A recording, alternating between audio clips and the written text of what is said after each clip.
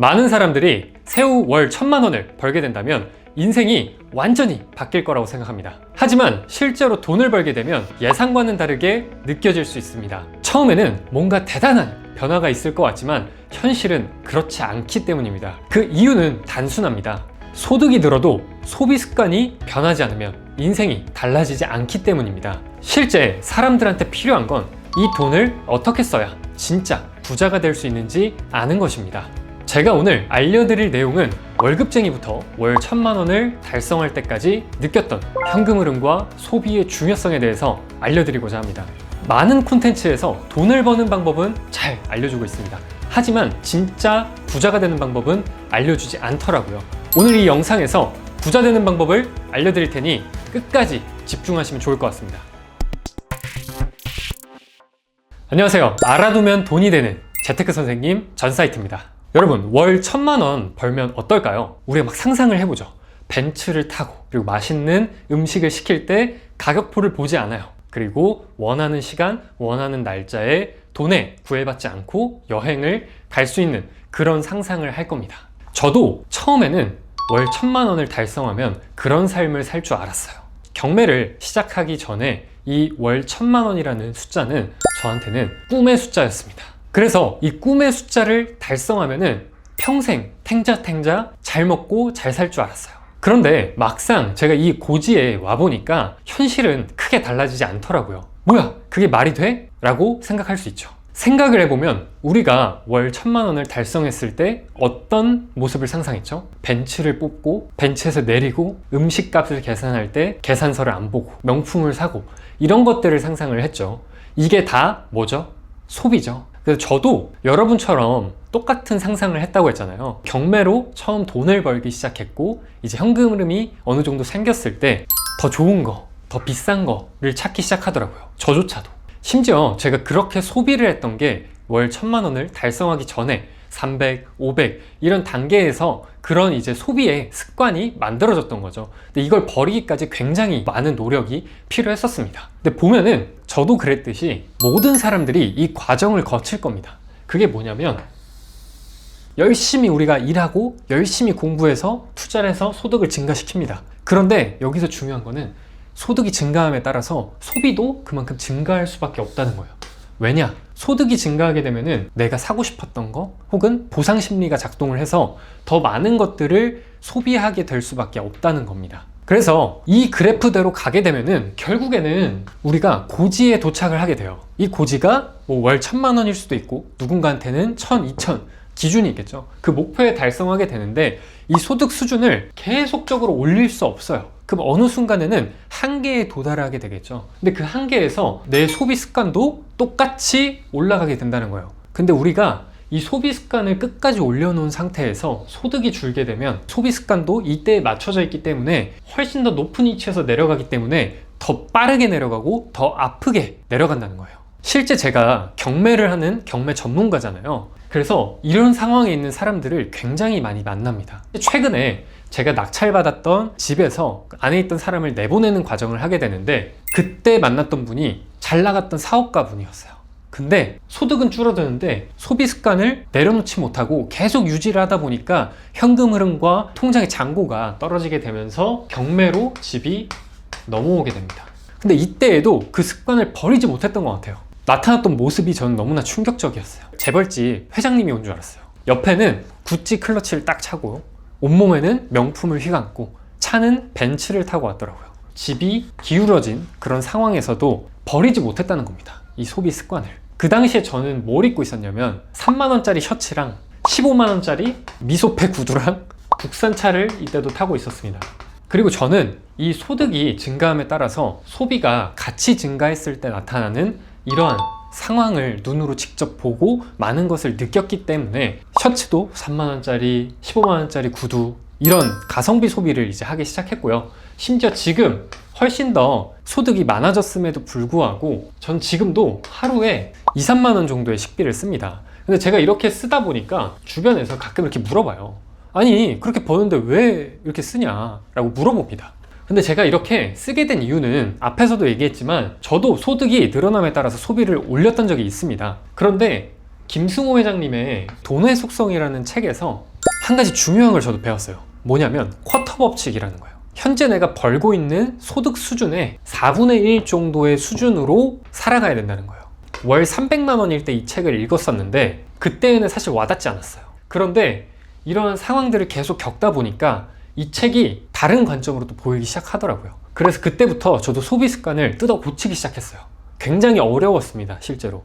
왜냐면 하루에 뭐 10만 원 이렇게 쓰던 거를 4분의 1로 줄여야 됐으니까. 근데 제가 줄이고 나서 보니까 왜 김승호 회장님의 이 돈의 속성이라는 책에서 쿼터 법칙을 계속 강조했는지를 알겠더라고요. 왜 그러냐면 잘 나가는 거는 한순간입니다. 이 소득이 평생 유지되지 않아요. 절대. 나이가 먹고 활동력이 줄어들고 뭐 상황이 바뀜에 따라서 점점 이 소득은 줄어들 수밖에 없습니다. 그런데 소비 습관은 계속 늘어나요. 그렇기 때문에 소비 습관을 체질을 개선해 놓고 그리고 내가 산 건물 혹은 부동산, 주식, 내 자산으로 옮겨가는 과정이 필요하다는 거예요. 그래서 김승호 회장님도 이 쿼터 법칙을 그렇게 강조를 했던 거고요. 여러분 요즘 보면은 스마트 스토어, 부업, 블로그 이런 것들을 통해서 많은 사람들이 돈을 벌고 있어요, 실제로. 그런데 지금 제가 적은 이것들은 진입장벽이 굉장히 낮습니다. 그래서 누구나 참여할 수 있고 저자본으로 누구나 내 경쟁자로 들어올 수 있다는 거예요. 그 얘기는 뭐냐면 절대 영원하지 않다는 겁니다. 그런데 옆에 있는 그래프처럼 이분들이 계속 일을 열심히 했어요. 그래서 소득이 계속 증가해요, 이렇게. 그런데 어느 날 몸이 아파. 다 못하게 되죠. 근데 소비 습관은 그대로 유지를 하고 있게 됩니다. 이러면서 급격하게 하락을 한다는 거예요. 다시 한번 말씀드리지만 돈을 버는 게 당연히 중요합니다. 근데 여기서 번 돈을 영원하다고 생각하면 안 되고 소비를 올리지 말고 쿼터 법칙을 꼭 기억하라고요. 이걸 통해서 진짜 내 자산으로 만드는 그 과정이 필요하다는 겁니다. 그리고 이 돈을 불로소득으로 넘겨야 된다는 거예요. 여러분이 일을 하지 않아도 돈이 나올 수 있는 곳으로 옮겨야 된다는 겁니다. 실제 이런 상담들을 많이 하는데 최근에 어떤 교육 분야에서 상위 한 5% 정도 이내에 드는 분을 이제 만나서 상담을 했었습니다. 그분이 한 20년 정도 이 교육업에 있으면서 월에 무려 2천에서 3천을 평균적으로 꾸준히 버시는 분이었어요. 근데 이분은 굉장히 암울한 표정으로 저를 찾아왔었습니다. 대표님, 제가 20년 동안 월 2, 3천을 꾸준히 벌고 있는데 모은 돈이 없습니다. 제가 그때 너무 당황해갖고 근데 왜 없냐고 물어봤더니 가족이 그리고 저의 소비 습관이 너무나 큽니다. 그래서 들어오는 돈의 거의 대부분을 다 소비로 쓰고 있습니다. 라고 하더라고요. 그래서 이분의 사례를 제가 이렇게 들으면서 이거를 꼭 여러분한테 알려줘야겠다. 아무리 돈을 많이 벌어도 2, 3천을 쓰게 되면은 결국에는 우리랑 똑같이 빵원이 된다는 거예요. 이분도 저한테 계속 얘기를 하시더라고요. 이제 나이가 50대, 60대를 바라보는 분이셨고 이제 내가 몸이 조금씩 아프기 시작하고 하니까 내가 이걸 벌지 않으면 내 가족들은 어떻게 하냐. 그래서 나는 이제 공부를 해야겠다 라는 얘기를 하시더라고요. 그래서 이런 습관을 애초에 안 갖는 게 제일 좋아요. 가졌다고 하더라도 지금 당장 바꿔야 됩니다. 여러분한테 마지막으로 이걸 꼭 알려드리고 싶었어요. 월 1,000만 원이라고 해도 이 돈의 성격이 다 다르다는 겁니다. 그게 말이 돼요? 돈은 그냥 돈이지 할 수 있잖아요. 근데 어떻게 벌었냐가 중요하다는 거예요. 크게는 세 가지가 있어요. 우리가 월급을 받는 근로소득이 있을 거고 자영업이나 또는 사업, 아까 얘기했던 스마트 스토어 이런 것들이 있겠죠. 그리고 마지막으로 제가 하고 있는 불로소득, 뭐냐? 월세. 그래서 이 세 가지 소득이 있는데 두 가지는 유형이 같고요. 한 가지는 다르다는 겁니다. 이 두 가지는 아까도 얘기했지만 아프면 사라져요. 근데 불로소득은 내가 아프거나 내가 무슨 일이 있거나 여행을 가거나 뭘 해도 계속적으로 발생을 한다는 겁니다. 이게 바로 돈의 속성이라는 걸 여러분 꼭 아셨으면 좋겠어요. 근데 제가 이제 소비 얘기를 하다가 이 소득 얘기를 왜 하냐? 결국에는 돈을 벌잖아요. 소득이 있을 거고 소비를 빼면은 순수익이 되겠죠. 근데 이 돈을 어떻게 어디로 보내느냐가 이제 여러분한테 되게 중요하다는 거예요. 그래서 현재 여러분의 소득에서 이 쿼터 법칙을 이용해서 소비를 통제하십시오. 그 다음에 이 남은 순수익을 가지고 이 돈을 어디로 보내냐?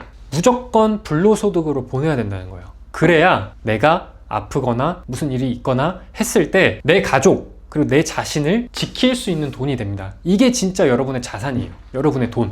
그리고 실제로 이 불로소득을 굉장히 강조했던 또 한 명의 사람이 있죠. 김승호 회장님이 이 불로소득을 굉장히 강조했어요. 내가 번 돈의 50%를 집으로 가져와야 된다 라고 하시더라고요. 지금 생각해보면은 금융소득 혹은 주식을 사서 배당을 받거나 아니면 부동산을 사서 월세를 받거나 이 과정으로 꼭 거쳐야 된다는 거예요.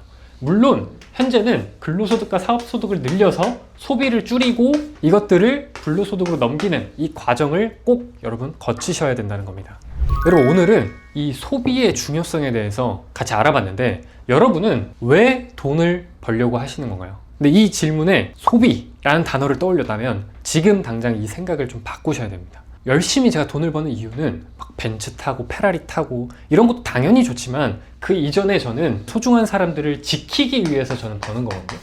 그래서 여러분이 사소한 생각 하나가 결국에는 행동으로 연결되고 그 행동이 결과로 나타난다는 겁니다. 이렇게 지금을 생각하고 사는 사람과 저처럼 쿼터 법칙을 이용해서 줄이고 불로소득을 만드는 이런 사람의 차이는 3년 안에 엄청난 차이로 벌어질 겁니다. 이건 제가 확신 있게 얘기할 수 있는 거예요. 이번 기회에 여러분의 소비 습관을 한번 들여다보고 꼭 이 쿼터 법칙을 이용해서 고치셨으면 좋겠습니다. 이 영상을 보는 어떤 누군가는 나는 월 1,000만 원 못 벌 거라서 괜찮아, 뭐 상관없는 내용이네 할 수 있죠. 그 어떤 누군가는 지금 월 1,000만 원을 벌고 있어서 이 내용이 정말 와닿는 분이 있을 수 있을 거예요. 그런데 제가 계속 강조하는 거는 여러분, 소비 습관이라는 것 자체는 이 0일 때부터 잘 만들어 놔야 된다는 거예요. 그래야 내가 나중에 이 1,000만 원의 고지를 달성했을 때에도 그 습관을 계속 유지를 할 수 있다. 그래서 내 튼튼한 내 통장, 재정 상태를 유지를 할 수 있다는 겁니다. 저도 이 영상을 애초에 찍으려고 했던 이유 자체는 제가 이 0일 때 이런 것들을 알려주는 사람이 없어서 그냥 소득이 늘어나니까 늘어나는 거에만 집중했어요. 사고 싶었던 거, 먹고 싶었던 거, 뭐 한 끼에 10만 원, 20만 원, 50만 원짜리 먹고 여행도 가고 막 그런 삶을 살았단 말이죠. 근데 그러다 보니까 아무리 벌어도 내 자산이 늘어나질 않는 거예요. 그래서 그때 김승호 회장님의 그 책을 읽고 한 번 더 깨달았던 거죠. 그래서 그 내용을 여러분은 한시라도 좀 더 빨리 알고 내 자산 증식에 투자를 하셨으면 좋겠는 마음에 이 영상을 찍게 됐습니다. 지금까지 제가 월급쟁이부터 월 1,000만 원 이상의 성과를 만들고 부동산 투자를 통해서 시세 차익 80억 이상을 달성하면서 알게 된 소득과 소비에 대한 내용을 오늘 풀어드렸는데, 추가적으로 제가 이런 자산을 증식하고 또 만들어가는 이 과정이 궁금하신 분들은 하단에 댓글에 있는 영상을 참고하시면 좋을 것 같습니다. 시청해주셔서 감사합니다.